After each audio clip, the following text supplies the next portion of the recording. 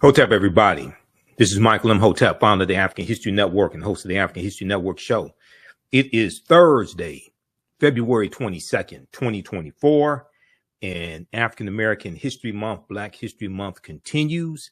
And I've been getting questions on my social media platforms about my new 10-week online course that I teach on the weekend, usually on Saturdays, Ancient Kemet, the Moors, and the Maafa, Understanding the Transatlantic Slave Trade, what they didn't teach you in school.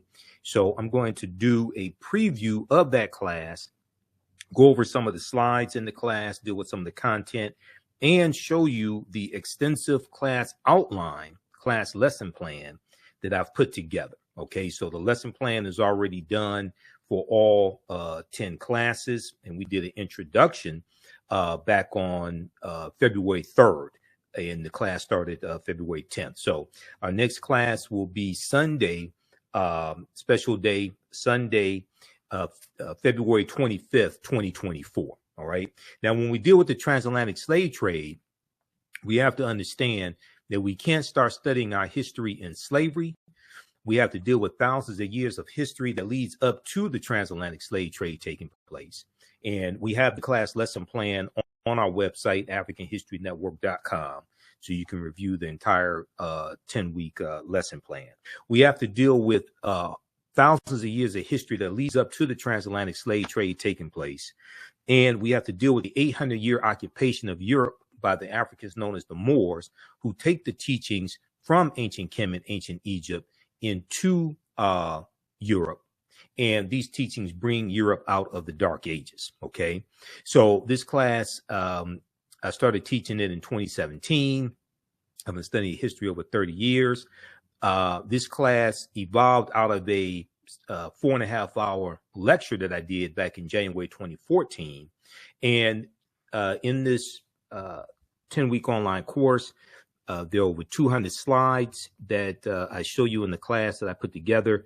We look at 80 to 100 articles. There are 15 books that we reference. You don't have to buy any of these books to follow along in class. The video clips that I show you as well, interviews that I've done with many of our scholars, like Professor James Small, Professor Kabahaya Watakamane, Runoko Rashidi, etc. Dr. David Imhotep also. Okay, so this is a fantastic class. You can register for this class at our website, AfricanHistoryNetwork.com, AfricanHistoryNetwork.com. Class is on sale right now, $80. We do the sessions live. All the sessions are archived and recorded. You can go back and watch it anytime. And in class session number 2, we looked at some history dealing with African American History Month. We know February is Black History Month, African American History Month, created by Dr. Carter G. Woodson in February 1976. February 1926. It started February 7th, 1926. We know Dr. Carter G. Woodson was the co-founder of the Association for the Study of Negro Life and History, which is now the Association for the Study of African American Life and History, ASALH. We know he was a prolific writer. He wrote numerous books. His most popular book, The Miseducation of the Negro, in 1933.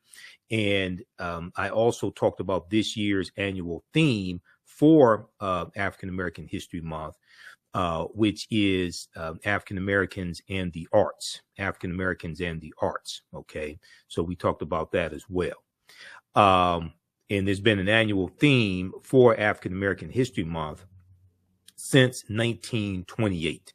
Since 1928. So we went over this type of information in class number 2 also. All right.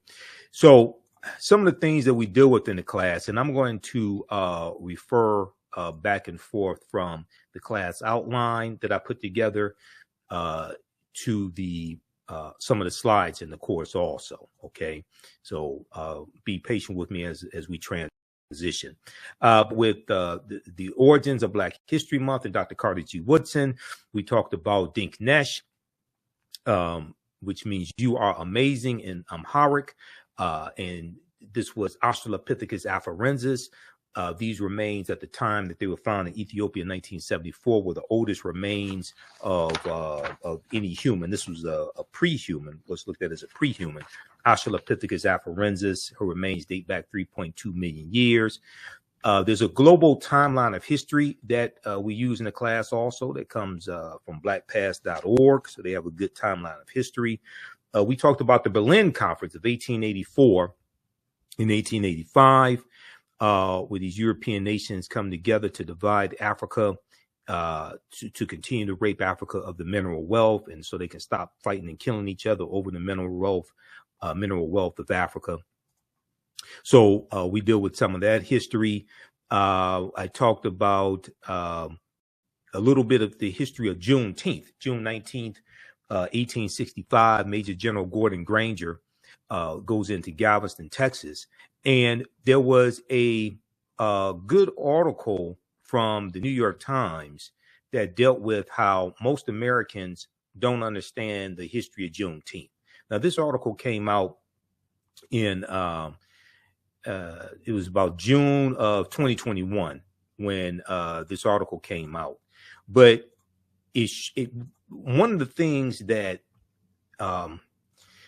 people don't seem to understand, and this is why one of the reasons why it's so hard for us to get any type of reparative justice, any type of reparations, okay, any substantial type of reparations, is because Americans are very ignorant of history, okay? Americans are very ignorant of history, regardless of race or ethnicity. So there was this good article from the New York Times. Most Americans know little or nothing about Juneteenth, poll finds, and it found that 60% of Americans knew little or nothing about Juneteenth. And I would argue that most of what they think they know is false, because Juneteenth was not the last day of slavery, okay? Because June 19th, 1865, when Major General Gordon Granger delivered General Order Number 3 in Galveston, Texas, and then he and his troops of almost 2,000 Union Negro soldiers go all throughout Texas to bring Texas back into the Union, okay, because Texas had seceded from the Union. Well, the 13th Amendment is what legally frees the slaves and what legally ends chattel slavery in this country. The 13th Amendment was not ratified until December 6, 1865, when Georgia ratified the 13th Amendment. Okay. The Emancipation Proclamation did not free the slaves. That's January 1st, 1863. And we, in the class, we look at it, and I tell people to go to archives.gov and read the Emancipation Proclamation, or go to LOC.gov, Library of Congress website, and read the Emancipation Proclamation, because it specifically tells you that the territories that are in rebellion, those territories that belong to the Confederacy, those slaves would be free if those territories did not come back into the Union by January 1st, 1863. But it gives exceptions. It gives exceptions to the border states, Maryland, Missouri, Kentucky, and Delaware. They were allowed to keep their slaves. Okay. Maryland did not abolish slavery until November 1864. Okay. And that had to be put on the ballot. They had to vote on that. The Emancipation Proclamation did not free the slaves. So one of the things that we do in this class, from class number 1, is dispel a lot of myths that are out here dealing with history. Okay. If you read, this is an article that we look at in the class. The not quite free state, Maryland dragged its feet on emancipation during the Civil War. Now, this is from Washington Post, September 13th, 2013. Interestingly enough, September 13th is the day before September 14th, 1814, when Francis Scott Key wrote The Defense of Fort McHenry, which was a poem that became known as the Star Spangled Banner. And you see the video that I did dealing with the Black National Anthem and the Star Spangled Banner, how Francis Scott Key was a white supremacist slave owner who thought that African people were mentally inferior, and how the Star Spangled Banner the whole song is a white supremacist song, not just the third stanza. Okay. But the vote was, the final vote was 30,174 in favor of freeing the slaves to 29,799 against. November 1st, 1864, Maryland slaves were declared free only a few months before Congress would approve the 13th Amendment abolishing slavery. Now, this is almost 2 years after the Emancipation Proclamation. So there's a lot of this history in mainstream media that I hear being repeated during Juneteenth, all this stuff that's just false. Now, Juneteenth is very important. It's very important that Juneteenth became a federal holiday. One, that's the only federal holiday that acknowledges slavery. Okay. You do have Emancipation Day, which is April 16th. Okay. But that's recognized not as much. That's largely celebrated in Washington, D.C. Why is April 16th significant? April 16th, 1862, that's when the Compensated Emancipation Act of 1862 was signed into law by President Abraham Lincoln. It passed Congress, passed the House, passed the Senate. It was a bill sponsored by an abolitionist, Senator Henry L. Tyler, out of Massachusetts. But this bill abolishes slavery in the District of Columbia, and slaveholders in the District of Columbia were paid reparations of up to $300 for each slave that they own. Okay. And as Tremaine Lee on MSNBC talked about Thursday, February 22nd, 2024 on Alex Wagner's show, and he has a podcast dealing with reparations on MSNBC, MSNBC's website, and dealing with podcasts. You had a few, maybe 5 or 6 African Americans who owned slaves because they bought family members out of slavery in the District of Columbia, and they collected on reparations also. Now, the slaves were never, those slaves that were freed were not given reparations. Read this article here from this is from Senate.gov. The Zen Education Project has one, but the one from Senate.gov has more information. Okay. Senate.gov is the official website of the U.S. Senate. Landmark legislation, the District of Columbia Compensated Emancipation Act. So I hear people misstate what happened. And I hear people say, I've been on panel discussions, and, you know, I've been on, you see me on Roland Martin Unfiltered on Fridays. I've been on, it's been over 3 years. I started October 20th, 2020, and been on almost every Friday since then. I hear people say, oh, slave owners were given reparations during slavery here in the U.S. The slaves weren't given anything. Okay. This only applied to the District of Columbia. This is why we have to do more research. And this is why a lot of this stuff floating out here dealing with reparations, don't take this the wrong way. A lot of this stuff, Senator Henry L. Wilson, I should say, Senator Henry Wilson, a lot of this stuff is not going to go anywhere. Because if you're seeking a legal remedy to a historical problem, then that would imply that you understand both law and history. And unfortunately, a lot of people pushing this stuff dealing with reparations don't understand either one. And I can listen to them and tell that. A lot of stuff is not going to go anywhere. They don't know how to make legal arguments. And the other thing is, as we deal within this class, and also in the second class that I teach, dealing with history from 1800 to 1968, race-based policies are illegal at the federal level based upon Title VI of the 1964 Civil Rights Act, Section 601, non-discrimination and federally assisted programs. Nobody wants to have that conversation. Okay. But if we look at this very quickly here, landmark legislation, the District of Columbia Compensated Emancipation Act. On a visit to Washington, D.C. in 1836, the site of a slave auction held in the shadow of the Capitol, the U.S. Capitol, convinced future Senator Henry Wilson of Massachusetts to, quote, give all land to the cause of emancipation, end quote. So he's elected to the U.S. Senate in 1855. This is 6 years before the Civil War begins, April 12, 1861. Senator Henry L. Wilson became a leading voice for the abolition of slavery during the U.S. Civil War. Okay, so make a long story short, the bill passes the House, passes the Senate. Okay, and then President Abraham Lincoln signs it into law April 16th, 1862. The bill freed enslaved people in the District of Columbia and compensated slave owners up to $300 for each person, that they own that was being set free. Now, the Hartford Daily Courant, Courant, celebrated that, quote, not a slave exists in their shackles have fallen, never to be restored, quote. In the months following the enactment of the law, commissioners approved more than 930 petitions granting freedom to 2,989 formerly enslaved people.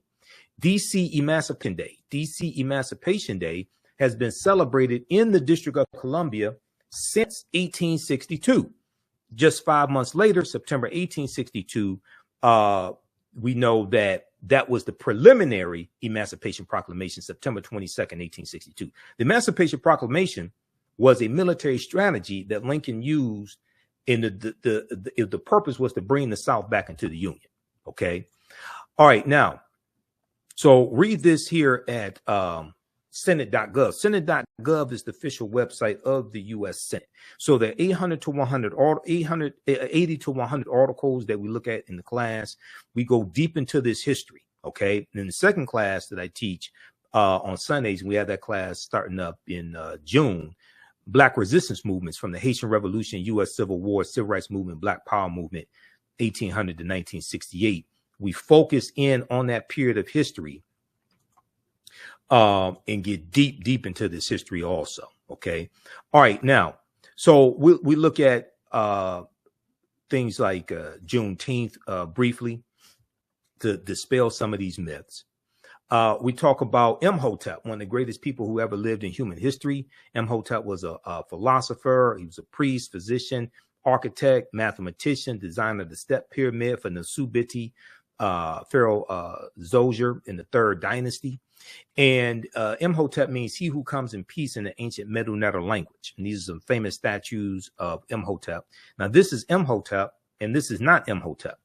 In the 2001 movie, The Mummy Returns, the villain's name was, one of the villain's names was Imhotep. And they have this Arab-looking Eurasian actor, Arnold Vosloo, portraying Imhotep. And in the movie, he was a villain. He was evil. Okay. So many of our children will see this and think that one of our greatest ancestors was evil. Okay. And not even of African descent. This is a theft of the history, more cultural appropriation, a theft of the history. Here's a picture of the step pyramid that Imhotep was an architect of. This was for Nasubiti Zoser in the third dynasty. And there's a couple of books also on Imhotep we reference in the class. This one right here by Dr. Malefe Kete Asante, who's a friend of mine. I just interviewed Dr. Asante in April of 2023, dealing with the whole Cleopatra the Seventh controversy and the documentary that Jada Pinkett Smith did in the series African Queens. The Egyptian philosophers, Ancient African Voices from Imhotep to Akhenaten. Okay, excellent book.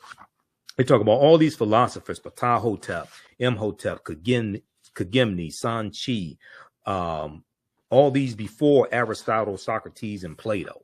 Okay, and Imhotep, we see around 2700 BC he lives.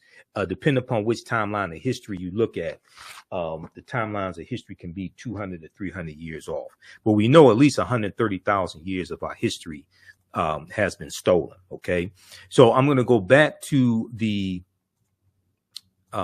course outline. And once again, the course, as I said before, the course outline, we have it right on the homepage of our website, AfricanHistoryNetwork.com. Right at the top when you see the information for this class. So you can register for this class right now. We do the sessions live. All the sessions are archived and recorded. can go watch it. You can watch it anytime, even after the 10-week online course is over with. You can go back and watch the entire class. Okay. So, as soon as you register, you can watch the 2 previous classes and get caught up and join us Sunday, February 25th, 2 p.m. Eastern Standard Time. We go through and look at the different dating systems of BC and AD popularized by an English monk named the Venerable Bede. We look at the 1619 Project. We talk about that some and how a lot of what we know, a lot of what we've been taught about 1619 is false. Okay. And we go through and break that down. And then we deal with the date. Even though 1619 did take place, August 20th, 1619, 29 Negroes are on, or 29 Africans are on the White Lion pirate ship. Okay. The White Lion pirate ship, which was an English pirate ship. A lot of the history surrounding 1619 is false. And when we look at the work from Dr. David Imhotep, who wrote the book, The First Americans Were Africans, Documented Evidence, and who was a friend of mine as well. We know he passed away in 2023. We see that African people have been in the land we call the United States of America going back at least 51,700 years. All right. Now, in 1619, codified slave laws didn't even exist in any of the 13 colonies. Codified slave laws. The first colony to have codified slave laws is going to be Massachusetts in 1641. Comes to Virginia around 1660. It hits the different colonies at different times. The mistake that is made when we retell this history is we think this whole system of slavery existed in all the 13 colonies as soon as those Africans got off the ship. That's not the case at all. And if you read chapter 2 of Before the Mayflower by Lerone Bennett Jr., this is the 6th edition, he lays out a lot of that history. And we see the way we think this history evolved is not actually how it happened. Okay. And that's why you have to study Bacon's Rebellion in 1675, 1676. But this is a historical marker here at in Point Comfort in Virginia. And there's a good article called Much of What We've Been Told About Virginia 1619 First Africans is Wrong. 1526 doesn't get talked about enough. And you had the Spanish who were trying to set up a permanent settlement here in the Georgia, South Carolina area. And they take 100 African slaves into that area in 1526. Those Africans are going to have a revolt and disappear. It's believed they went to go live with Native Americans. But this is 93 years before Jamestown, Virginia. How is it fixed? 1526 doesn't get talked about. But like I said, African people were here for tens of thousands of years before slavery existed. And we were here for thousands of years before the people who we call Native Americans came into existence. If you read The First Americans Were Africans, Documented Evidence by Dr. David Imhotep, and his new book came out in late 2021, The First Americans Were Africans, Revised and Expanded. On page 14 of his first book, he lays out evidence from an archaeological discovery in 2004 by Dr. Albert Goodyear in Allendale County, South Carolina, that shows an African presence dating back at least 51,700 years ago. And they look at 13 pieces of evidence, 13 different types of evidence. They found artifacts, architecture, campsites, carvings, Egyptian writings, footprints in lava, genetic M174D haploid groups dealing with DNA and genetics, linguistics, paintings, skulls, skeletons, structures, and tools. They found 13 different types of evidence, categories of evidence that thoroughly documents an African presence dating back at least 51,700 years ago. Now, this is before Native Americans came into existence. Now, this is not to take anything away from Native American history, but we all know that African people were the first people on the face of the earth. One of the things we look at in the class are archaeological discoveries. And there was an archaeological discovery coming out of Morocco in June of 2017 that shows how they found Homo sapiens. They found remains of Homo sapiens that date back 300,000 to 350,000 years ago And this was found in Morocco. These are over 100,000 years older than the earliest remains that they had found of Homo sapiens sapiens, or modern man, Homo sapiens, that date back 195,000 years ago in Ethiopia. So the deeper they dig, the blacker the planet gets, the more research they do, the older we get. So when these different archaeological discoveries come out, they have to keep pushing the timelines back. You know, Juvenile had the song Back That Thing Up. When these archaeological discoveries come out, they keep having to back that thing up. They keep having to back the timelines up. And when you study a lot of these discoveries, the scientists are saying that now they have to rethink everything. These archaeological discoveries are pushing the timelines back. And they're saying they have to rethink everything. So we've been led to believe that African people were the first people on Earth, but they went all around the world, but did not come to North America. That's a lie. That's a lie. And once we wrap our minds around the concept, and I'm going to go back to the cover of Dr. David Imhotep's book, because this is one of the problems I have when we celebrate African American History Month and don't understand history. If we approach history from the perspective that African people first came to this land that we call the United States of America, conquered and shackled in chains, conquered by Europeans, then you are already starting the conversation with a defeatist attitude and a false concept. No, this was our land stolen from us.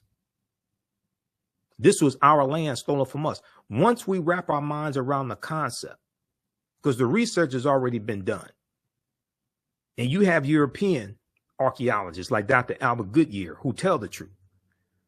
Once we wrap our minds around the concept that this was our land stolen from us, and we did not first come to this land conquered and shackled and chained, you would have a seismic shift overnight in the conscious level of African people in America. Now, this is not saying the transatlantic slave trade did not happen, because you got some people out here that don't study history, don't study chronology of history, and say, well, because Africans were already here, that means transatlantic slave trade did not happen. That's false. All that stuff happened. We were just here tens of thousands of years before we were told that we came here. Okay? And one of the things we do in the class, we look at where Christopher Columbus goes on his voyages, and Columbus never came to the land that we call the United States of America. That's another lie that's told. Columbus is crucial to understanding the expansion of the transatlantic slave trade, especially after Columbus dies in 1506, and then you have the Asiento de Negros, August 1518, signed into law by King Charles V, also known as King Charles I, which drastically of Spain, which drastically expands the transatlantic slave trade. That's also as a result of Christopher Columbus and Bartholomew de las Casas, Right Reverend Bishop Bartholomew de las Casas, traveling on the voyages, some of those voyages with Columbus, seeing the atrocities inflicted on Native Americans. And de las Casas goes to the Pope and says that they need to stop enslaving Native Americans and focus on saving the souls of Native Americans. And they needed to enslave primarily African people, secondarily white people. And this is what's going to happen. Now, he's going to quickly reverse course and regret that and fight for the abolition of slavery. But it's too late then. This thing is exploding. And the Spanish were the second ones involved in the transatlantic slave trade. Now, keep in mind, Columbus sails August 3rd, 1492, late in the same year that the African Moors lose control of their last stronghold, Granada, January 2nd, 1492. Okay, the Spanish Granada Wars. But when we look at the Khoisan have the oldest DNA on the planet. The Khoisan are the short-statured Africans that go all around the world. Okay, and they were here in the land we call the United States of America. Now, an October 2012 genetic study published in Science magazine found that the Khoisan in Southern Africa are the oldest ethnic group of modern humans, with their ancestral line originating about 100,000 years ago. The Khoisan, formerly called by the derogatory term Bushmen, are also called pygmies, another derogatory term, are genetically unique, and no other currently known population had separated so early from our common modern human ancestor, according to the report. Now, these are two Khoisan women right here, okay? And short-statured Africans, the ancestors to the Ainu and the Twa. Now, the Khoisan live mainly in southern Africa, territory spanning Botswana, Namibia, Angola, Zambia, Zimbabwe, and South Africa. They are largely divided into two groups, hunters and gatherers, or gatherers, known as the Sans people, and keepers of the livestock, known as the Khoi Khoi people.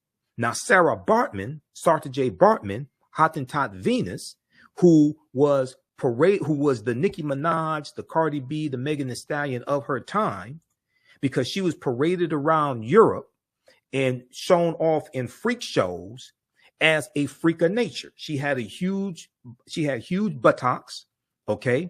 She suffered from steatopygia, which is fatty deposits around the buttocks and thighs. She was a Khoisan woman. She had large breasts, and she is going to die, it's believed, of suicide around 26 years old, and it's also believed that she became a prostitute as well, okay? So you go study, and I actually did a video dealing with the history of Sarta J. Baartman, who was Khoisan, who was Khoi Khoi. You see striking parallels between her and Megan Thee Stallion, Cardi B, Nicki Minaj, Ruby Rose, Sexy Red, Sukihana, except she was sold into slavery, doing it unwillingly. Today, we've been convinced to dehumanize ourselves for money, and we do it willingly. Let that sink in. Now, the Khoisan languages include the distinctive click sounds, the click language, that are not found in the languages of their neighbors. There's a good article from AtlantaBlackStar.com called 5 Ethnic Groups That Prove the First Humans Were Black. 5 ethnic groups that prove the first humans were black. Okay, so we go through and look at this history, look at archaeological discoveries, all different types of things like this, and provide you with the evidence. Okay, and if we go back here to the course outline, and like I said, I've been teaching this class since 2017, and the course has evolved immensely since 2017. Okay, and here, this is the first time that I've taught the class when I have the whole course outline completed up front and published as well. Okay, so you all can check this out at our website, AfricanHistoryNetwork.com. You can register for this online class right now. The content is PG-13. You can use this information with your children also. Okay.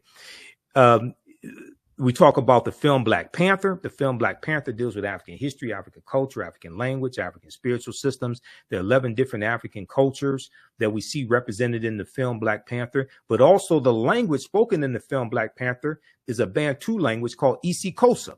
Okay, isiXhosa is a real African language, so we deal with that.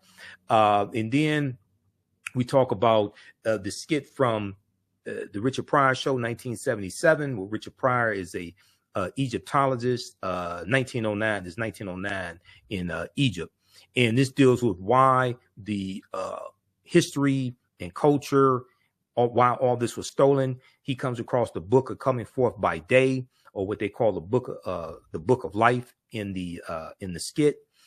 So we talk about Bantu languages as well, like Kwanzaa is a Bantu language, and there's also a piece that deals with Black Panther Wakanda Forever is rich in mythology.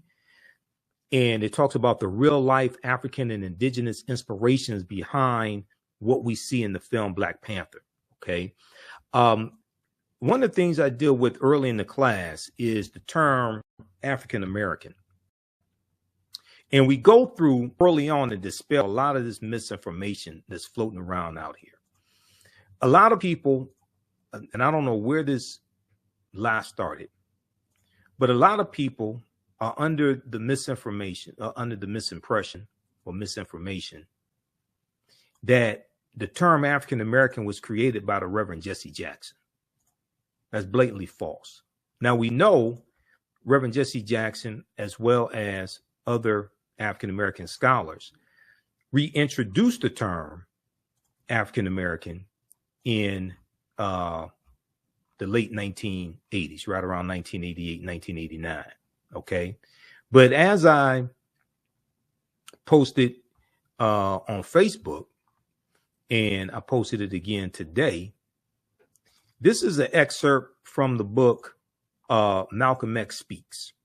And we know we just commemorated the 59th anniversary of the assassination of Malcolm X, February 21st, 1965. In the Ballad of the Bullet, April 3rd, 1964, when Malcolm delivers the Ballad of the Bullet in Cleveland, Ohio, at Corey Methodist Church, he uses the term African American. And on page 36 of this book, in the Ballad of the Bullet, he uses the term African American. And what I'm going to do is, let's see here. Let's throw this up. Try to expand this as much as I can.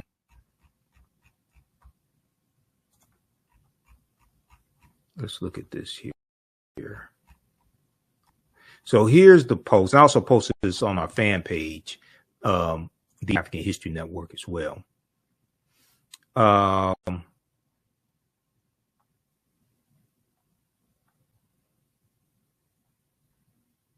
Right here. Let's go to this.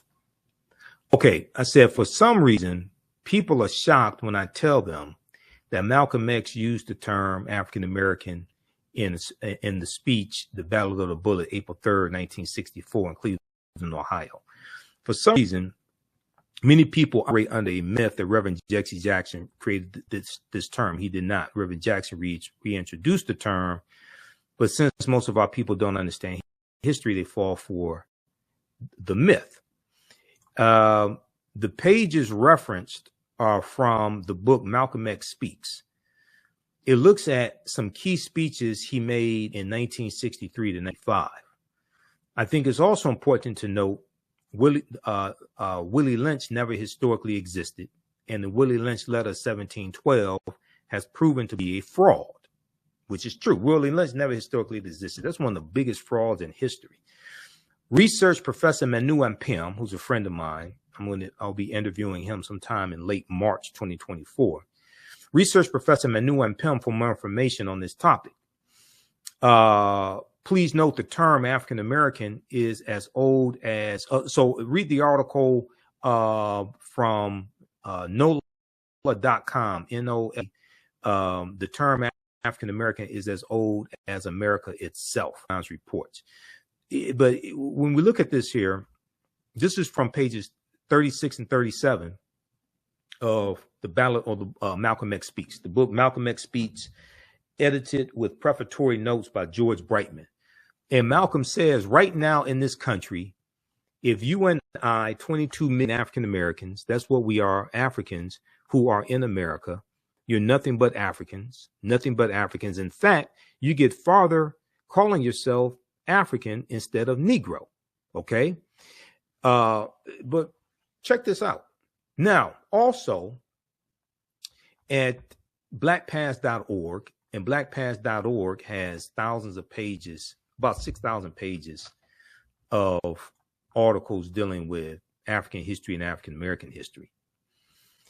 They have the transcript of the Ballad of the Bullet speech, and let me see which date is this, because Malcolm gave that speech a few times. He delivered it April 12th, 1964 in Detroit, Michigan at King Solomon Baptist Church.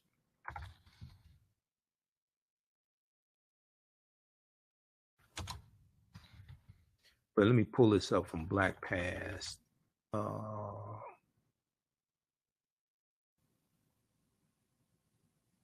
I was just looking at it a couple of days ago.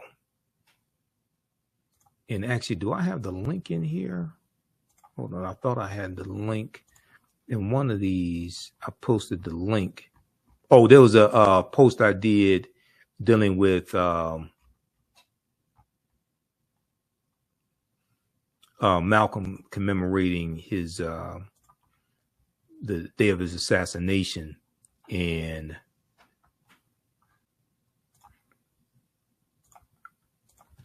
I have the link to the Ballad of the Bullet there. But let me pull this up right quick for you.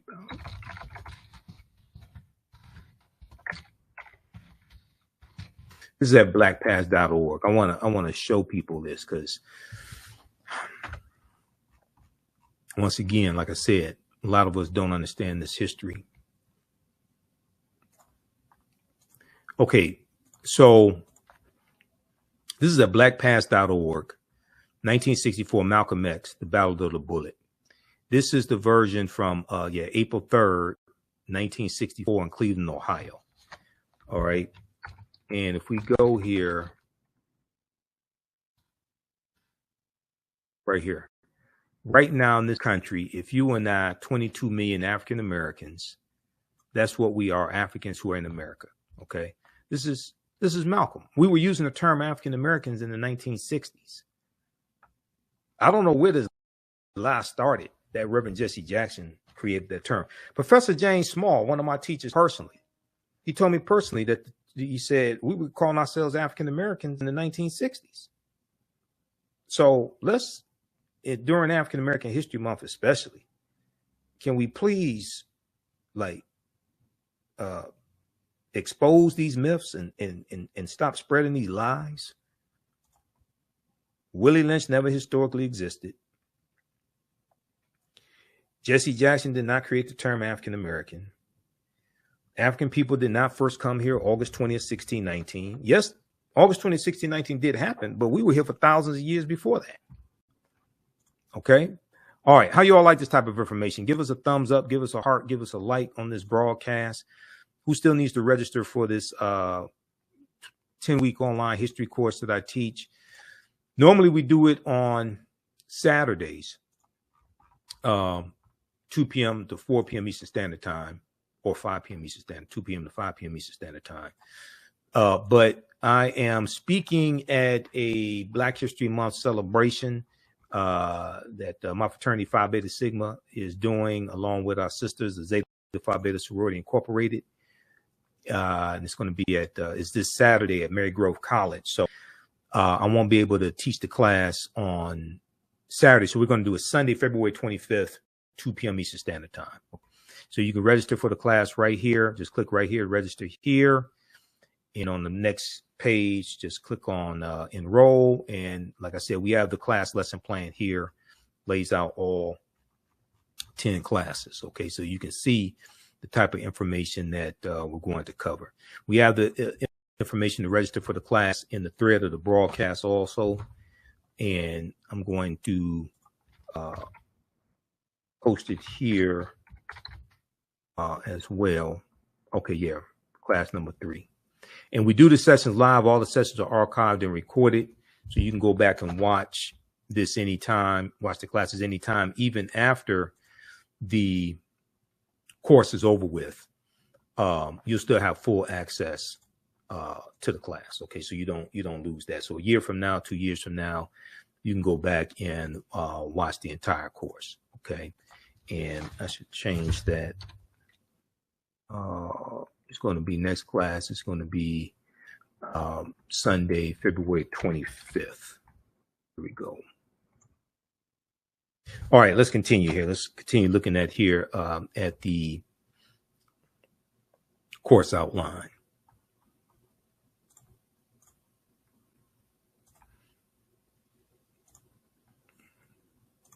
So you will never look at history the same way once you take this class. This class is going to blow your mind. I guarantee it.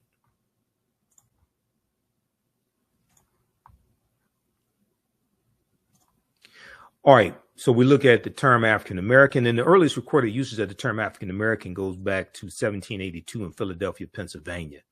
I talk about the pyramid principle, okay? Because when I teach with two of my teachers, Dr. Leonard Jeffries and Professor Teach, they talk about the pyramid principle. And I use this in a lot of my lectures. And the reason why is it helps us get a better understanding of how to use the history and culture. Okay. It's more than just speaking African languages, wearing African clothing, playing djembe drums, eating African food, things like this, right? So here's a picture of the pyramid of Khafre at Giza.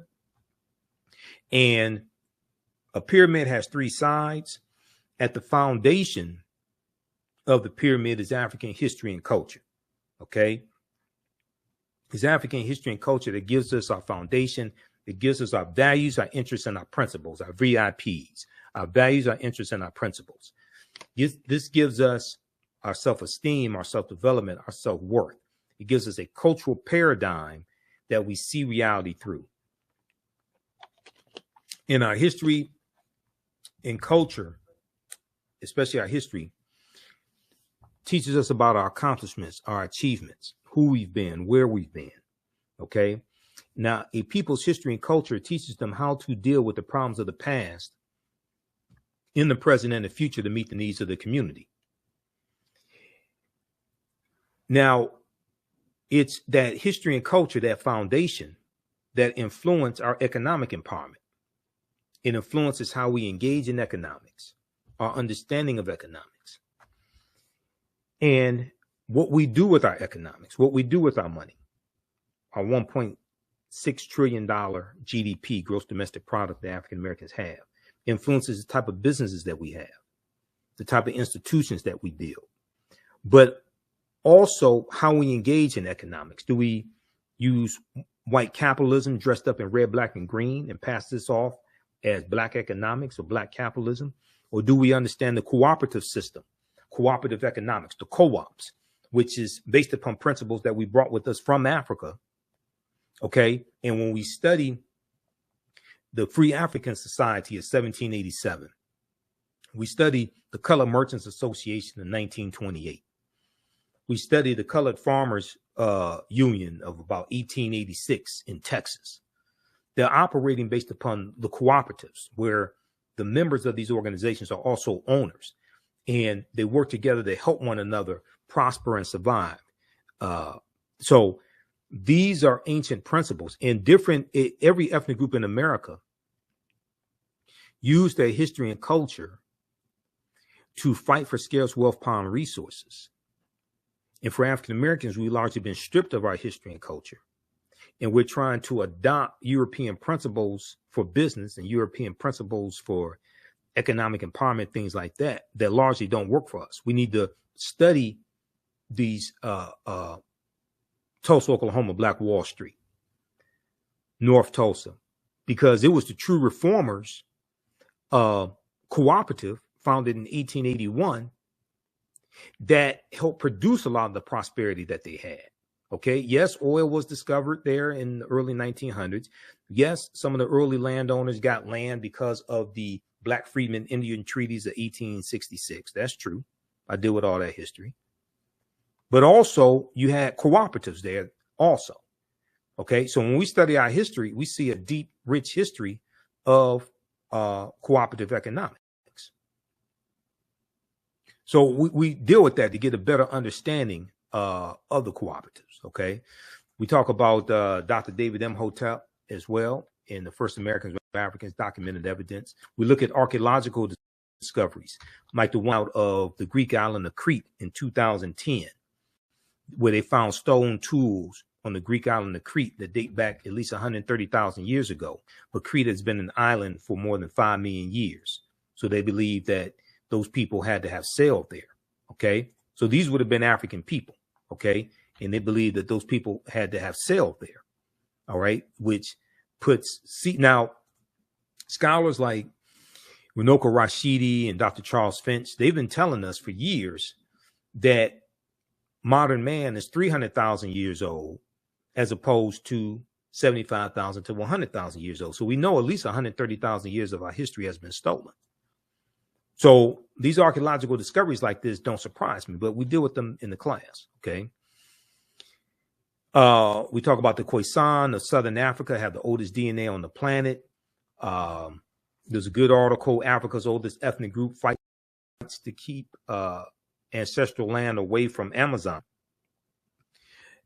We talk about Sara Baartman. And then we look at the adultification bias in African-American girls and how studies show that adults perceive African-American girls to need less nurturing and know more about sex than white girls at an earlier age.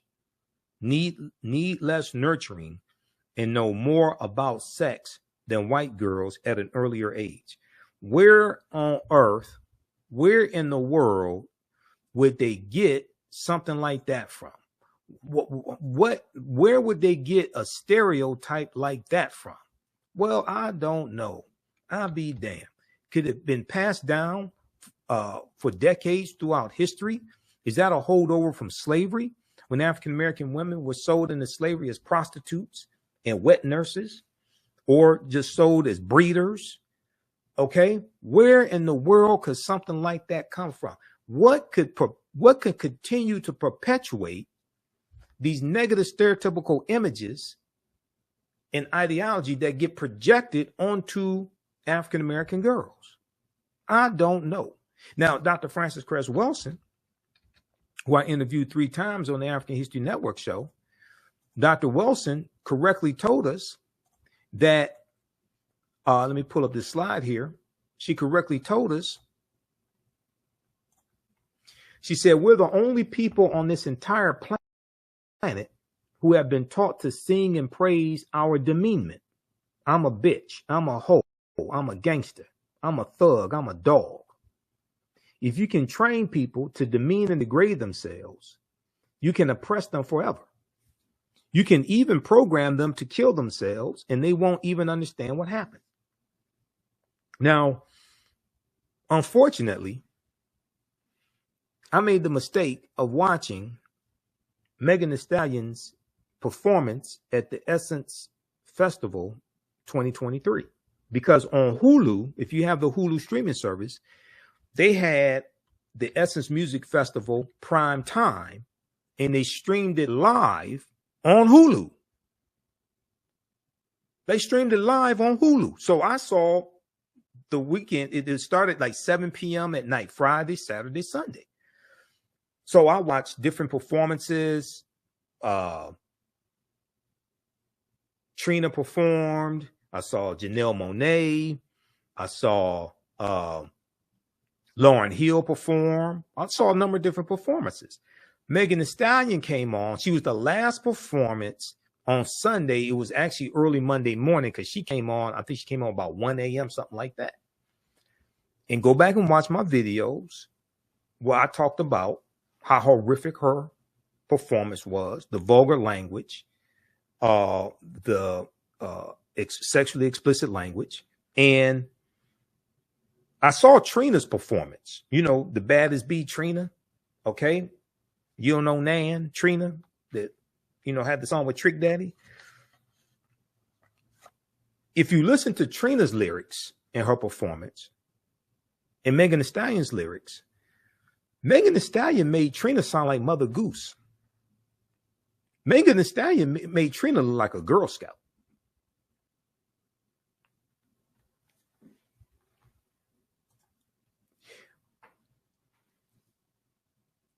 We think we're progressing in this area of the music. No, we're not. We're regressing.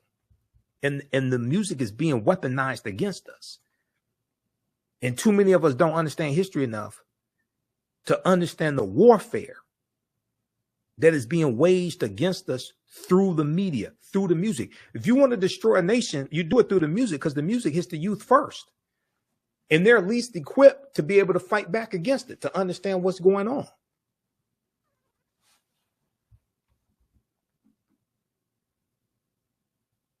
Read the article from okplayer.com. India Ari criticizes Megan Thee Stallion and Janelle Monáe for sexual Essence Festival performances.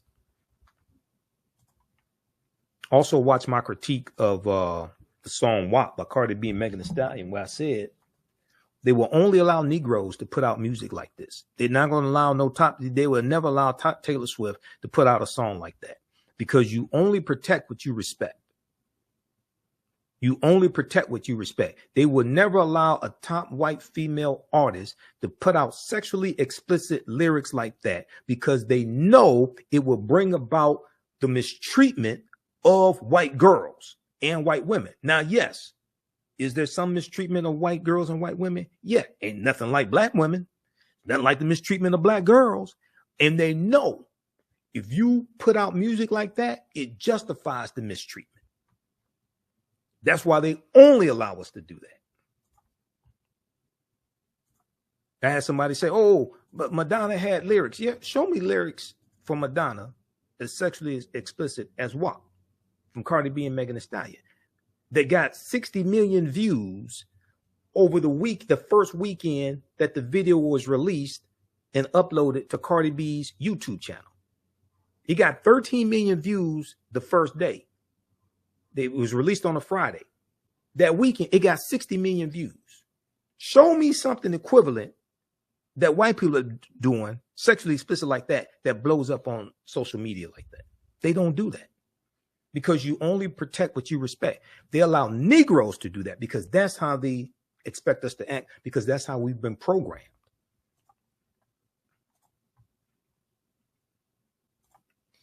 All right, now.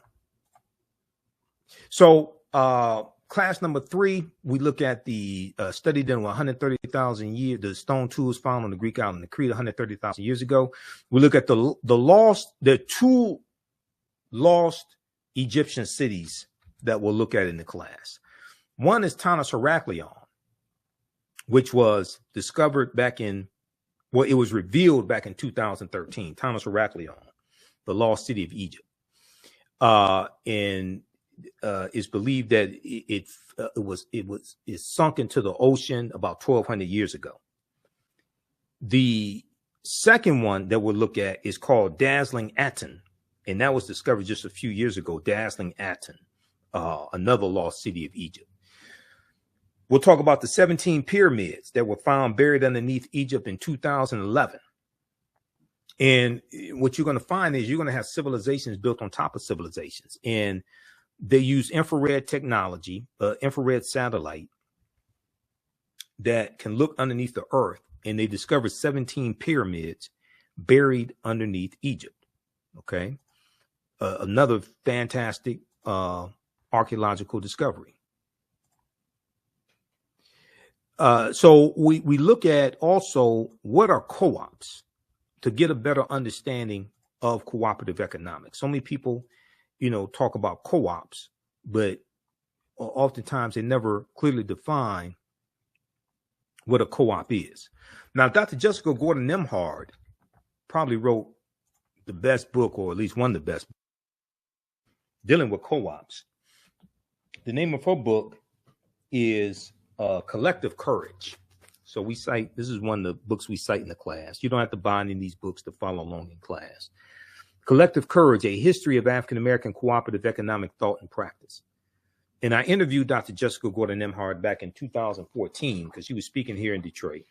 I interviewed her, and in the book, she gives example after example of example throughout our history of us using co-ops. And this is a part of history that is not talked about a lot.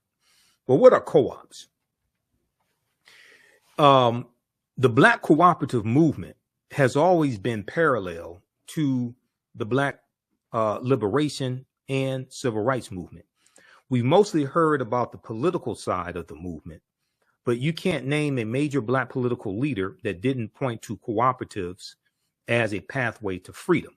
There's a good article, and this is this article right here probably, I think, was when I first found out about Dr. Jessica Gordon Nembhard, before I did the interview with her. It's called Stop Saying Black People Don't Support Each Other Economically. This is from newsone.com, June 30th, 2014. Okay.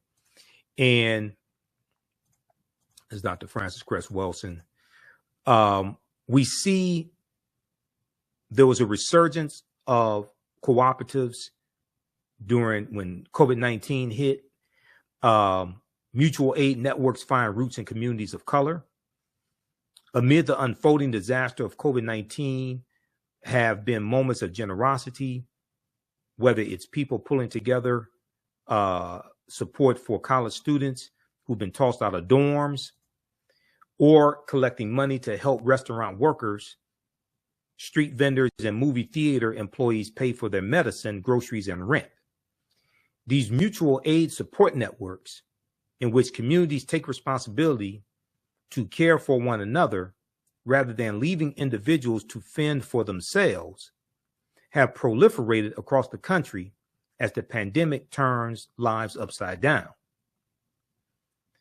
The nonprofit organization Town Hall Project created Mutual Aid Hub to track all the various collective efforts when the coronavirus began its rapid global spread in March 2020.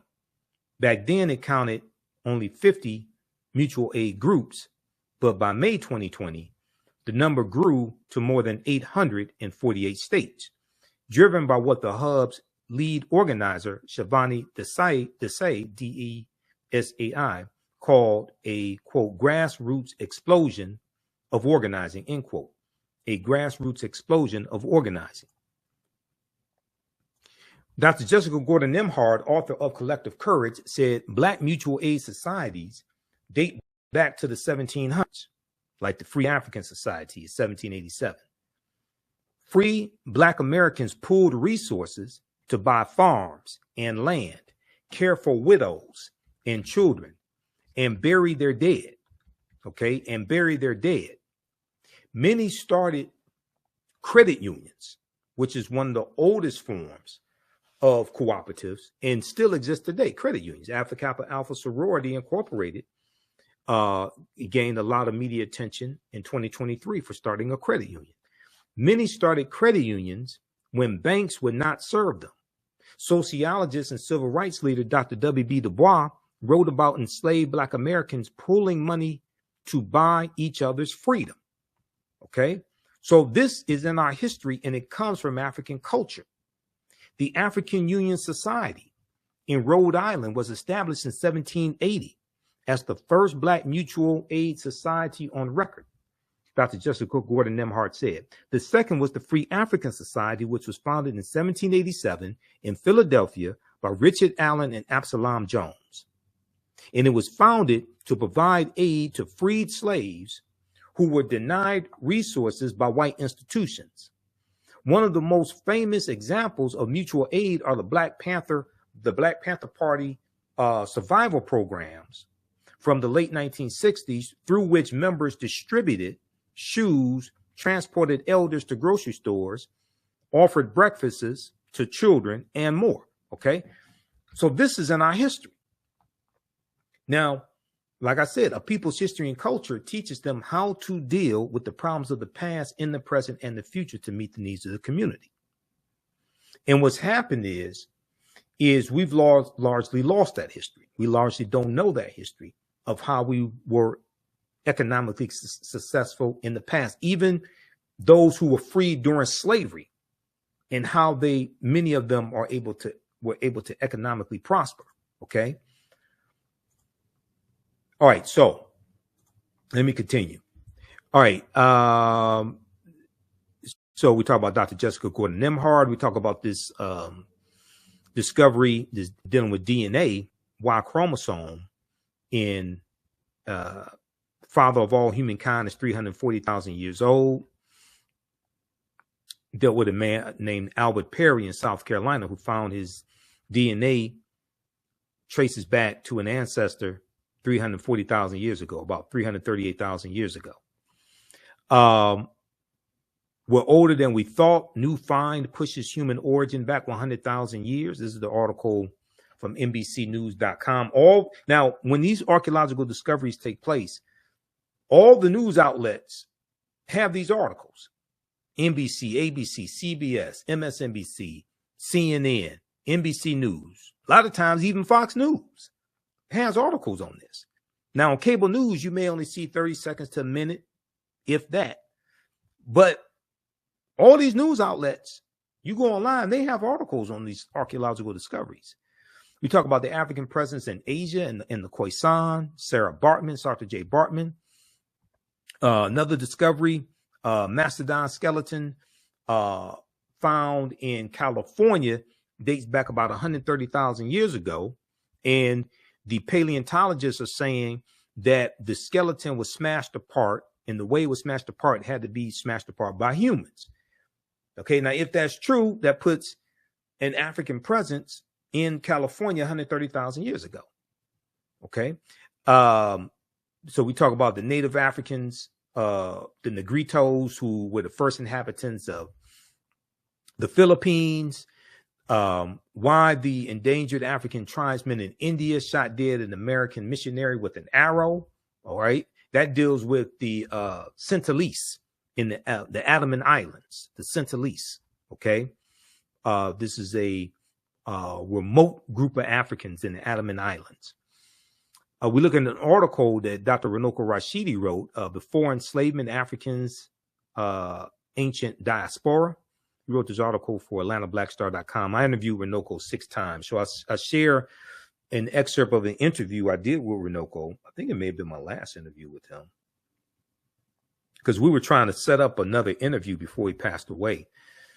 Inside Egypt's 3,000-year-old lost golden city. That's the other lost golden city of Egypt that we lost city of Egypt we look at.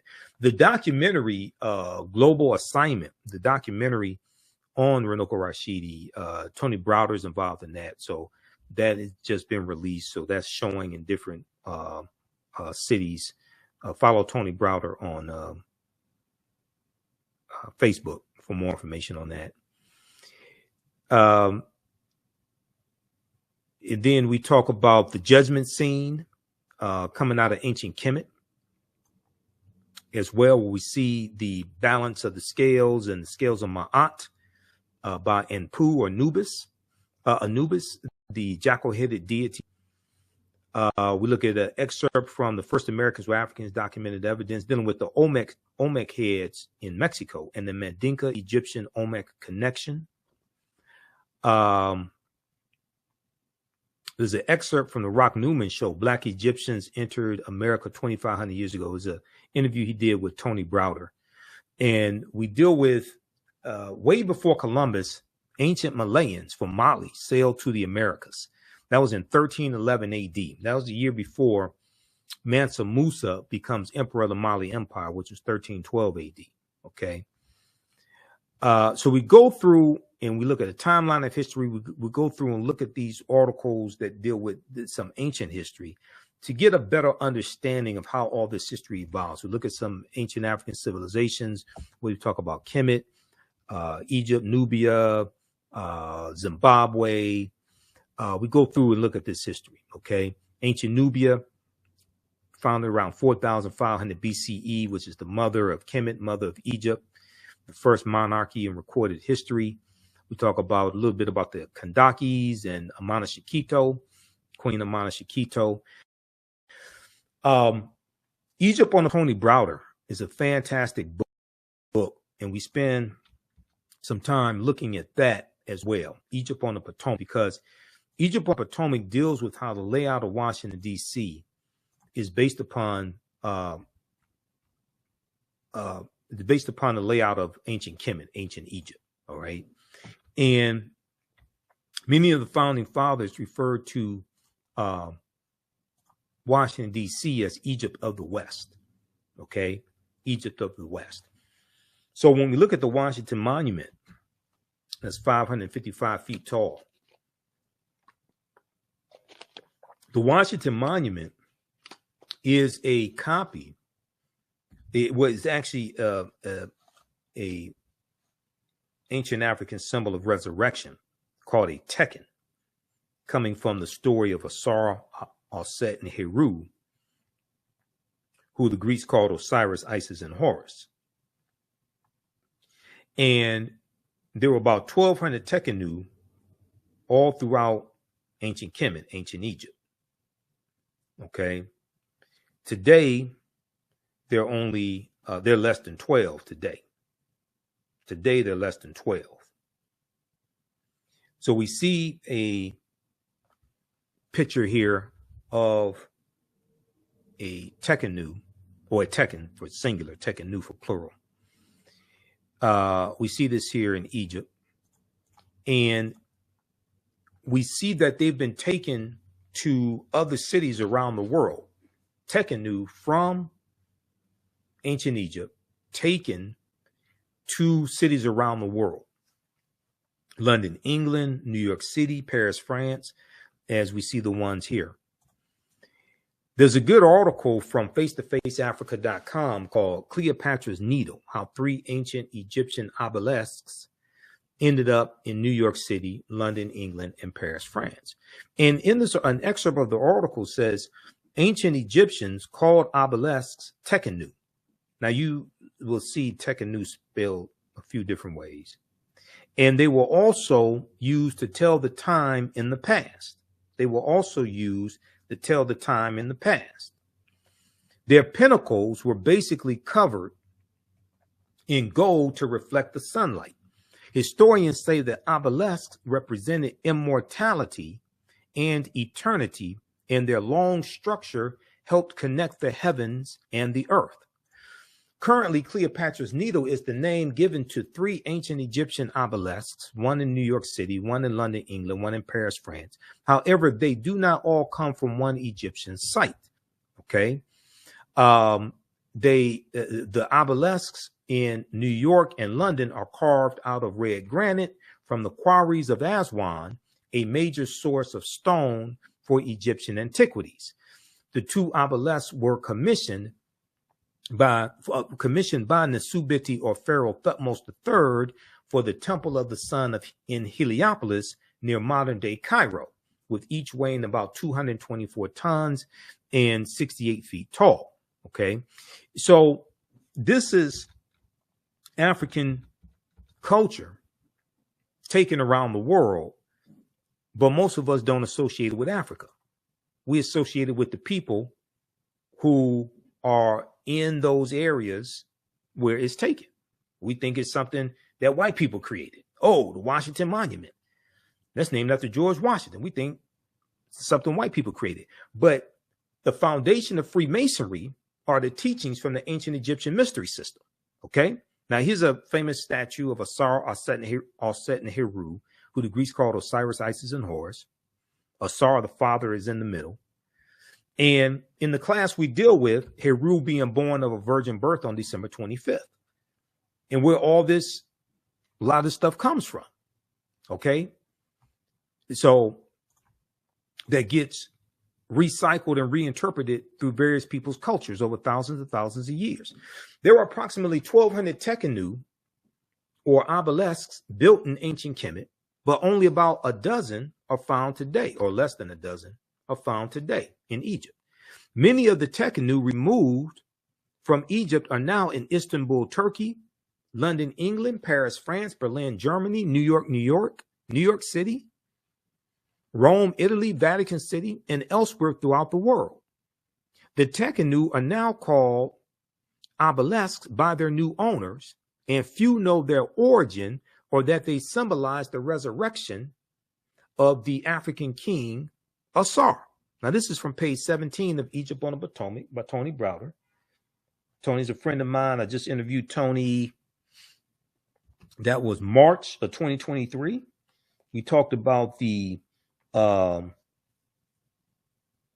importance of Nile Valley civilization history. Okay. That interview got about over 50,000 views on our YouTube channel. My YouTube channel is Michael Imhotep, Imhotep. You can go check out that interview. This is a copy of Egypt on the Potomac right here. Just bear with me because I have books all over the office. I need to get another bookshelf. This is Egypt on the Potomac right here. This is one of the books we use in the class. Once again, you don't have to buy any of these books. We show you excerpts on the screen. But this is an excellent book to get. Egypt on the Potomac, as well as Nile Valley Contributions to Civilization by Tony Browder. Okay. Now, when we look at Freemasonry, because we have to look at Freemasonry, we look at that in the class. in the relationship to ancient Egypt, ancient Kemet, the Nile Valley region of Africa. The word Mason is derived from the Latin words mass and sun. Mass and sun, S-O-N. Mason means child of light and expresses the desire to pursue light, which is a metaphor for the sun, which symbolizes knowledge. The term child of light, or sons and daughters of light, was first used to identify students who had completed 42 years of study in the temples of ancient Kemet. Many Masonic temples were modeled after the temples of ancient Kemet, places where light or knowledge was imparted in a series of steps or degrees. So the whole concept of going to institutions of higher learning and getting your credentials in a series of degrees, associate's degree, bachelor's degree, master's degree, PhD, that whole concept comes out of ancient Kemet, in the ancient Egyptian mystery system, out of the temples, where they went to study for 42 years. The concept of liberal arts, okay? And in Stolen Legacy by George G.M. James, he talks about the 7 liberal arts and the arithmetic and the logic and things like this. He talks about the quivium and the quadrivium, the trivium and the quadrivium, I think it is. But all that comes out of the Nile Valley region of Africa. We associate most of this stuff with Europeans. They learn from us. They learn from us. This is why, if you've seen any of my information dealing with the fight for what people call reparations, reparative justice, my whole concept of reparations as a historian is much different than a lot of this stuff floating around. The reason why, first of all, you have to understand the root concept of reparations means to repair, to make you whole again, to restore you to a state before the damage that was done, to repair a harm that was done. Okay.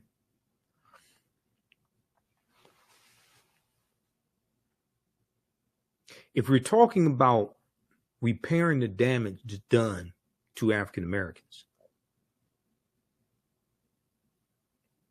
you first have to analyze who African people were and what African people had before they were put into an institution of slavery that largely stripped us of our history, culture, language, spiritual systems, folklore, mores, family ties, nationality, okay?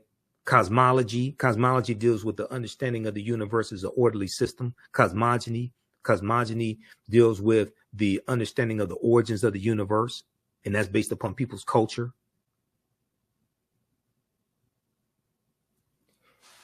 You have to analyze who we were before we were put into the institution of slavery and what we had.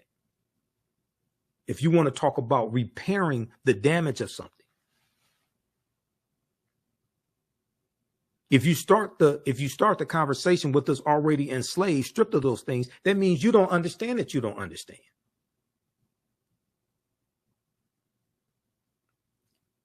This is why trying to equate reparations with cash payments only, and you think you can repair that damage with just cash payments, and you're going to give a people who've been stripped, who most of us still hold the last names of our former slave masters and have been taught to hate ourselves, who have been psychologically damaged. If we all got $1 million a day, white people will have it all back by this time next week. And you haven't repaired the damage because you haven't properly assessed the harm that was done because you don't understand the history. Very few people want to be honest enough and say this. I don't give a damn. I'll tell you the truth. I'm not trying to raise money for the next reparations conference. I'm going to tell you the truth. Secondly, you have to understand the history of the laws and policies put in place that inflicted the harm in the first place. This is why the California Reparations Task Force, the final report that came out June 29, 2023, is so important. That 1,000-page report that lays out 12 harms, okay, and lays out 115 policy recommendations. This is why that's so important, because they are looking at fairly analyzing the damage that was done, okay, and they're talking about remedies for the damage that was done. This goes way beyond cash payments.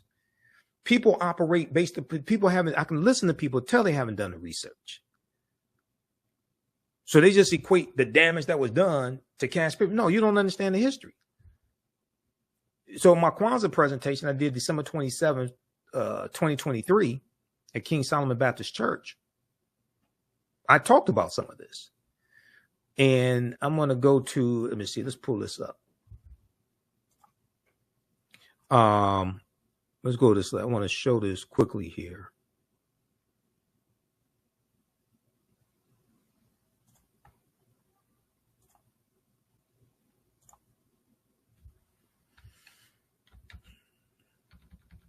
Because most people haven't read the executive summary. If you read the 74-page executive summary, you get a much better understanding of this. I've read the executive summary. I read the executive summary of the initial report, the 500-page report. The California report highlights a history of moral and legal wrongs. Over 13 chapters and about 500 pages, the interim report's authors recount the moral and legal wrongs the American and Californian governments have inflicted upon their own Black citizens and residents, noting how slavery and subsequent discrimination have exposed Black communities to racial terror and political disenfranchisement, left them with inferior outcomes in health and wealth building, and neglected them and relegated them to segregated neighborhoods and schools. Now, California became a state in the Union in 1850. When they became a state in the Union, they abolished slavery. Now, historians have identified at least 1,500 people who were in some type of semi-slavery state or status. Some people put the number at 4,000. California was not Texas. In June of 1865, when Major General Gordon Granger goes into Texas to deliver General Order Number 3, which we commemorate during Juneteenth, there were 250,000 enslaved Africans in Texas. California is not Texas. California's history is totally different than Texas. But the reparations reactionaries haven't studied the history. So they think California is the same as Texas and Mississippi, Alabama. No. But California does have a deep history of racism. Okay, racism, segregation, redlining, housing discrimination, political disenfranchisement, etc. So they lay out 12 harms here in their final report. Well, in the interim report and the final report. 1, enslavement. 2, racial terror. 3, political disenfranchisement. 4, housing segregation. 5, separate and unequal education. 6, racism in environment and infrastructure. Okay. 7, pathologizing the Black family. 8, control over creative, cultural, and intellectual life. That deals with our royalties being stolen from us in like the music industry. Okay. That's what that's talking about. 9, stolen labor and hindered opportunity. 10, an unjust legal system. 11, mental and physical harm and neglect. 12, the racial wealth gap.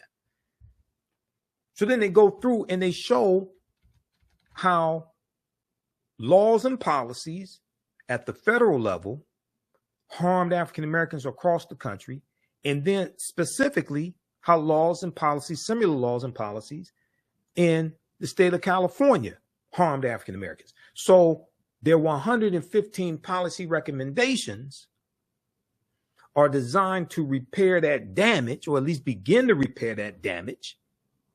That's the result of the 12 harms. That's the result of laws and policies.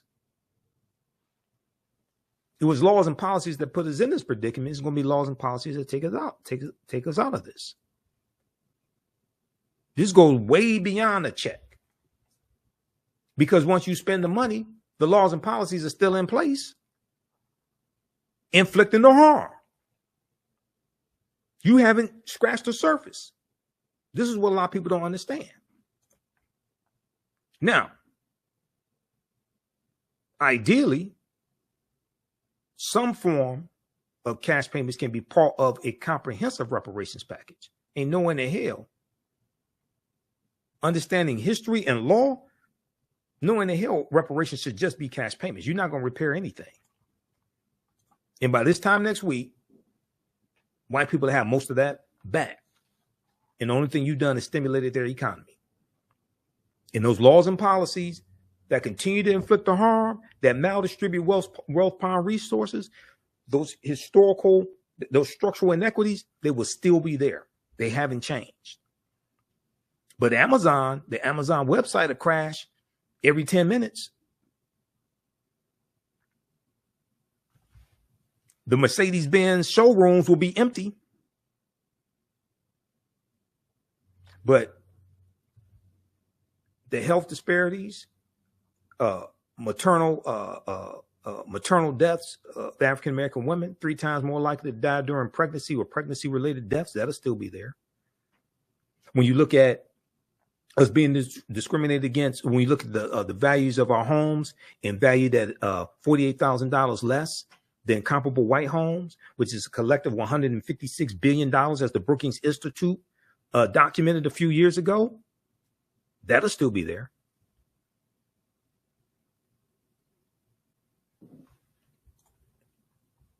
So we have to understand comprehensive reparations, but first you have to analyze, you have to study the history of what happened. And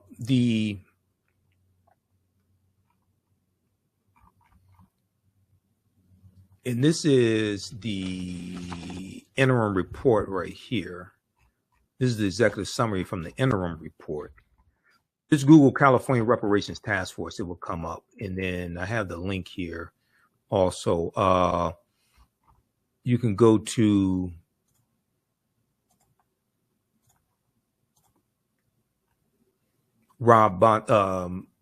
oag.ca.gov, Office of Attorney General, oag.ca.gov. That's Rob Bonta in California. Just search for the California Reparations Report because they have the final report right here.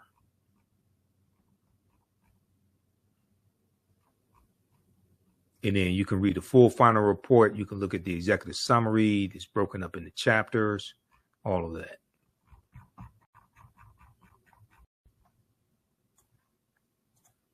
Okay, give us a thumbs up, give us a like, give us a heart on this broadcast.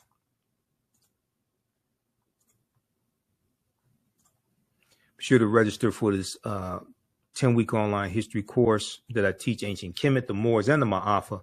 Understand the transatlantic slave trade, what they didn't teach you in school. So we talk about Egypt on the Potomac.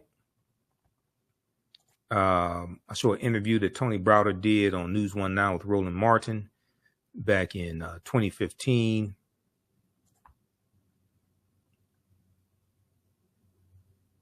We talk about Abubakar II coming to the Americas also in 1311.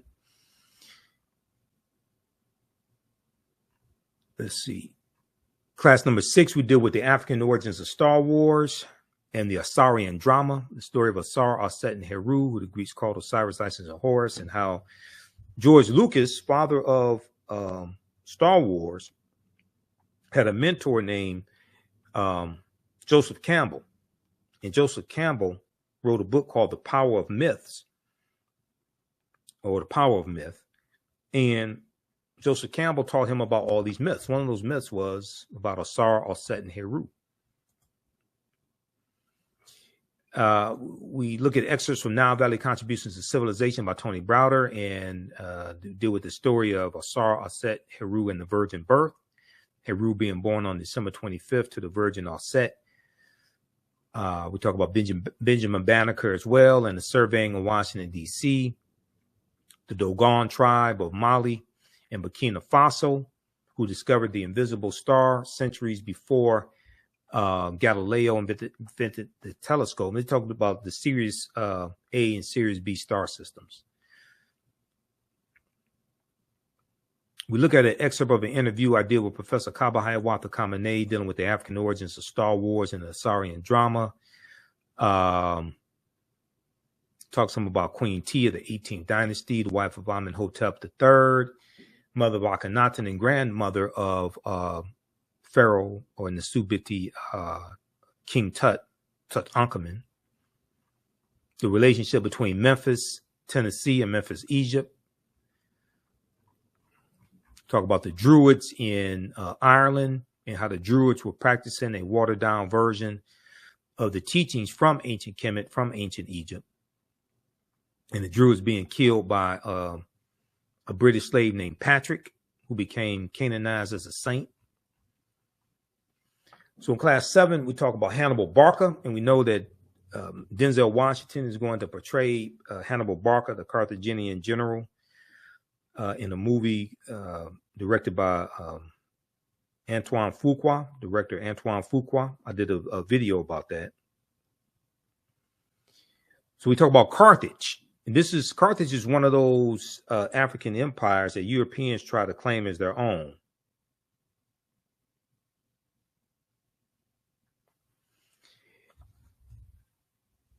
So, and we do a Hannibal Barca, Publius Cornelius Scipio, and the Battle of Zama 202 BC. We talk about the Battle of Cannae 216 BC, one of the greatest military victories in history, where Hannibal defeats the Roman army. The Roman army has about 80,000 men. Hannibal has 50,000. He's one of the greatest military strategists in history. And we deal with why Africa was not named after Publius Cornelius Scipio, because he takes the surname Africanus, and Africanus is Latin, means belonging to Africa. He takes the surname Africanus after he defeats Hannibal Barca at the Battle of Zama in 202 BC. So once again, we have that whole history backwards. We look at the relationship between the teachings coming out of the Nile Valley region of Africa and the development of European secret societies. We look at Joie de Piet, Black Pete, who was a Moor and was the sidekick to Sinterklaas, Saint Nicholas. And this is the precursor to Santa Claus. This is the precursor to Santa Claus. This is where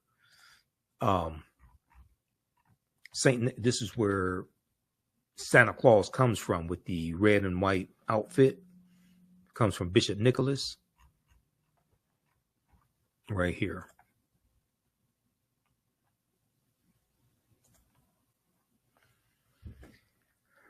So there's a whole backstory to this myth also. So we deal with that. Let me pull up the slide. So we deal with this also in the class, because this it continues to show the influence of the African Moors. And in the Netherlands, in early November, they celebrate Sinterklaas and Joie de Piet coming to the Netherlands, coming on a steamboat from Spain. And we know it was the Iberian Peninsula, Spain and Portugal, where the Moors go in 711 AD, led by Tariq ibn Ziyad, and the Moors are going to conquer the southern portion of Spain.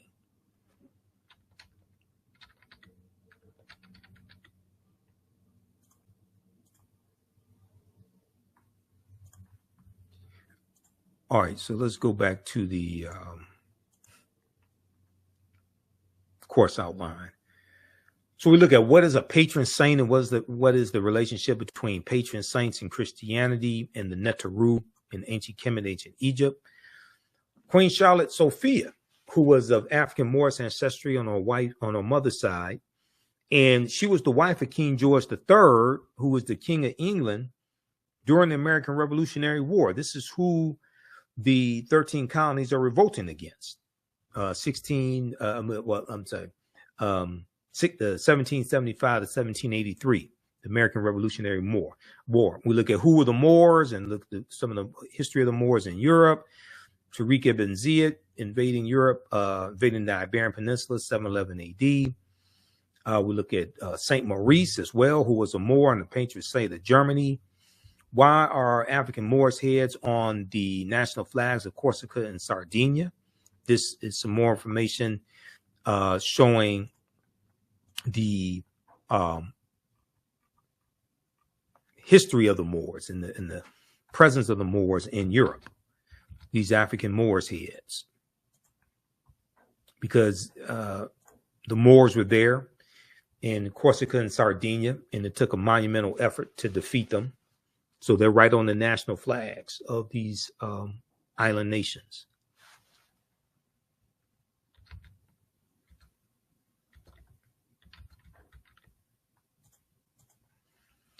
All right, going back to the course outline.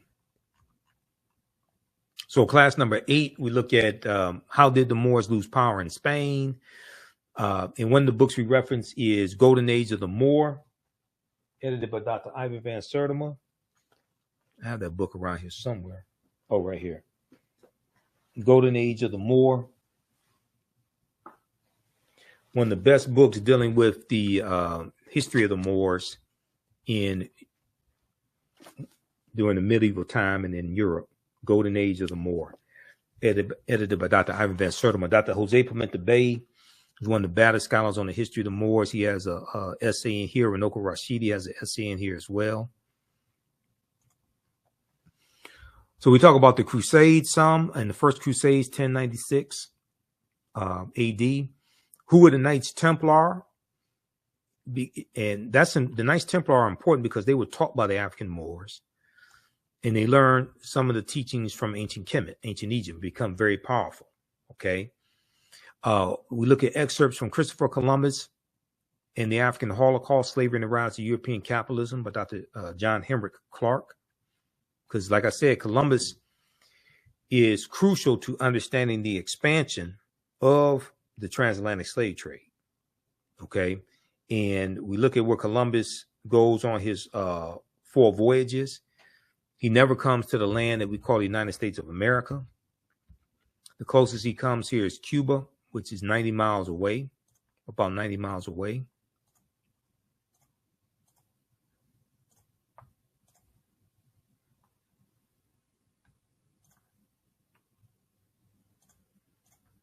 If we look at this here, let's look at this here. Where's Columbus? That's the wrong one.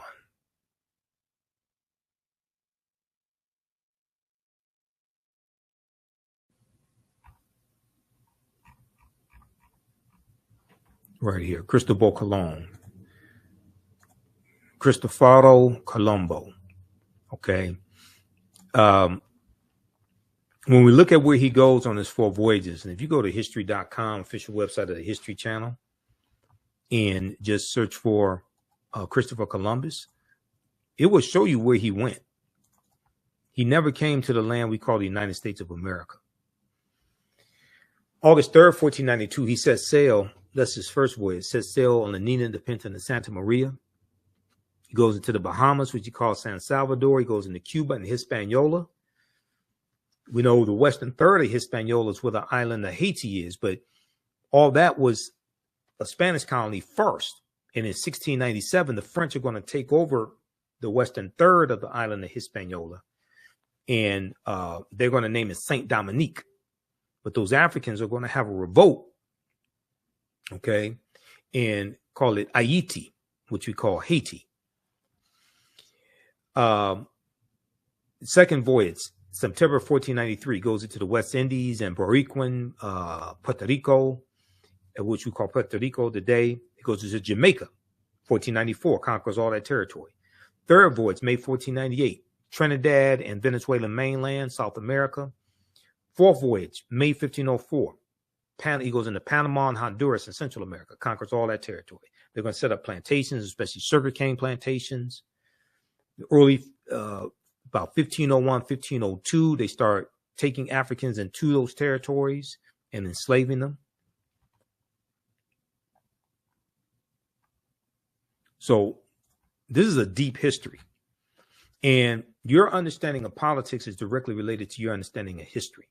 So when you start getting to this history, especially looking at Spain, things like this, and what Spain conquered, then you start getting a better understanding of what's going on today, especially in the second class that I teach that deals with history from 1800 to 1968. Okay, and then we look at the Portuguese are the first ones involved in the transatlantic slave trade starting in 1441, okay, when they go into what's modern day Mauritania. So class number 9, we look at the doctrine of discovery, Dom Diversis, 1452. What is the papal bull amongst the Catholic Church? The Treaty of Tordesillas, June 7th, 1494, where the Pope divides the non-Christian world between Spain and Portugal and tells them to go out and conquer the non-Christian world.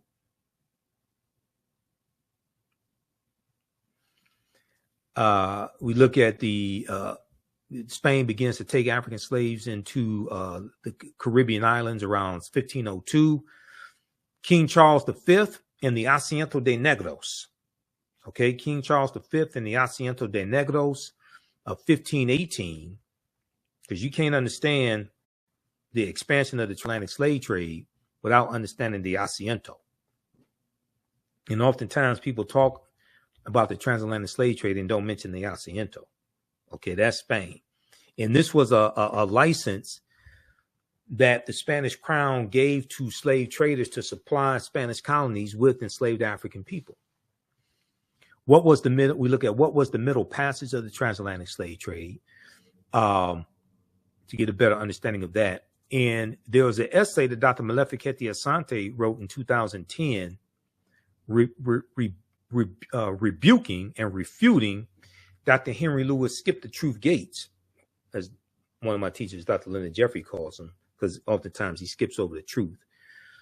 Dr. Henry Louis Gates Jr. And it deals with Gates is wrong about the African involvement in the slave trade, because Gates wrote this op-ed for the New York Times in 2010 called Ending the Slavery Blame Game. And he makes the false argument that Africans were as equally culpable for the transatlantic slave trade as Europeans, which is totally false. That's a lack of understanding of history. So this is an excellent article by Dr. Maleficenti Asante, who coined the term Afrocentricity back in the 1980s. We look at the role of insurance that insurance companies played in slavery. When did the first African come to America that we know of by name? That was probably Juan Garrido in 1513 in Florida. Comes into Florida with the Spanish conquistador Juan Ponce de Leon. Bacon's Rebellion in 1675-1676 in Virginia, and how it planted the seeds of race-based slavery, but also planted the seeds of racism that we still see evident today. To understand what's going on today, you have to understand Bacon's Rebellion.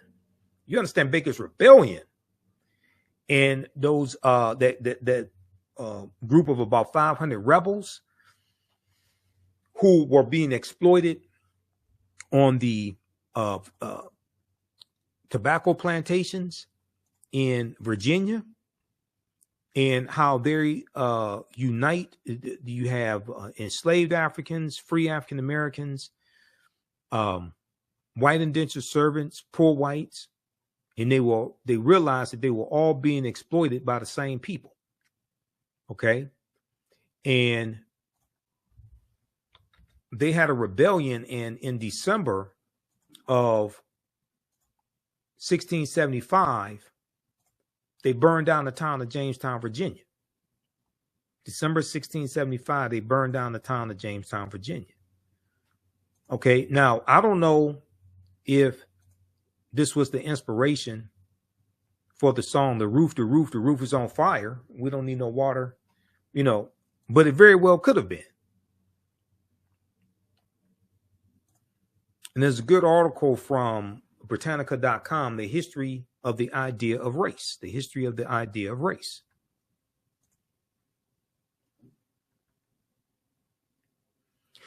On September 19, 1676, Nathaniel Bacon and his followers returned to Jamestown, Virginia, and battled forces.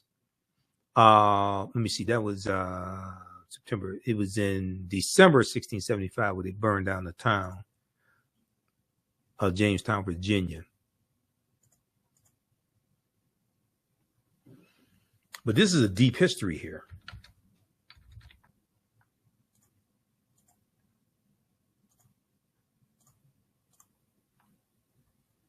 We deal with did African Americans own slaves and why? Because oftentimes we were buying family members out of slavery. Okay.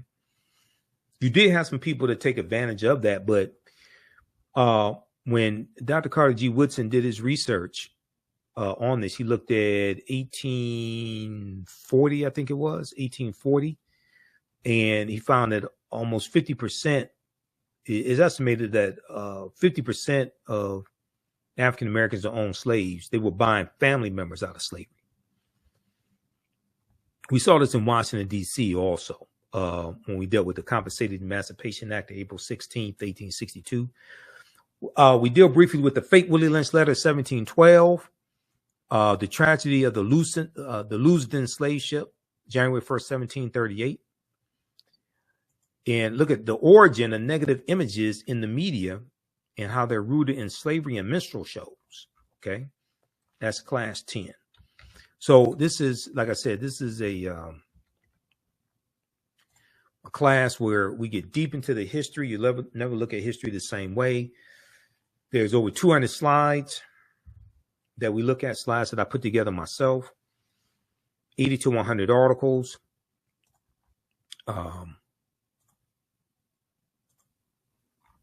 Video clips, all of that, excerpts of books. So join us, class number, normally we do the class on Saturdays, but I'm speaking at a Black History Month celebration this Saturday. So we're going to do the class Sunday, February 25th, 2 p.m. Eastern Standard Time. Register for the class right now. Click right here to register. And you can watch the 2 previous classes because they're archived, and we have the lesson plan here also. You can check that out, like I said, and join us in class for our next class. There's a preview right here also that you can look at. And follow us on our social media platforms. Click right here, Facebook, Instagram, YouTube, X or Twitter. Listen to the African History Network show, Sundays, 9 p.m. to 11 p.m. Eastern Standard Time. We broadcast on Facebook and YouTube. Click right here for our audio podcast. And we have our 15 lecture bundle pack in digital download format. 15 of my lectures. African History Awakens the African Mind from Mental Death. We have it on DVD also. Okay. But that's on sale, $75. So you can click there and it has the information, tells you which lectures are in the bundle pack as well. If you want to support the African History Network, $ the AHN show through Cash App, $ the AHN show through Cash App, also through PayPal, paypal.me/the AHN show. This is our official Cash App tag, $ the AHN show, SHOW. These other ones here are fake African History Network Cash App accounts that I'm still trying to get shut down because they've been stealing money from us. I don't know who set these up. There's a total of 5 out there that I've identified that are fake. So that's why I created this graphic. And we have the link right here for Cash App. When you click on it, it shows our Cash App tag. So this helps us keep doing the research, stay on the air, keep broadcasting, pay some of the bills, etc. Here's our link for